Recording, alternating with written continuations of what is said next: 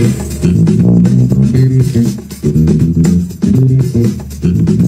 suki, madalas mga sugat o kaya pagkalabo ng mata, mga sintomas na nararanasan ng taong may diabetes. Pero mga suki, dapat alam mo na maging ang mga kakaibang nararamdaman sa inyong kamay ay posibleng senyalis din ng pagkakaroon ng diabetes.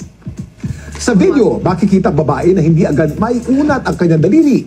Ang naturang babae ay pasyente ni Dr. Irma Antonio Pilar na binahagi niya sa kanyang social media account. Ayon sa kanya, yan ang tinatawag na trigger finger na madalas nangyayari sa mga may diabetes. Para mas maliwanagan tayo mga suki, makakasama natin si Dr.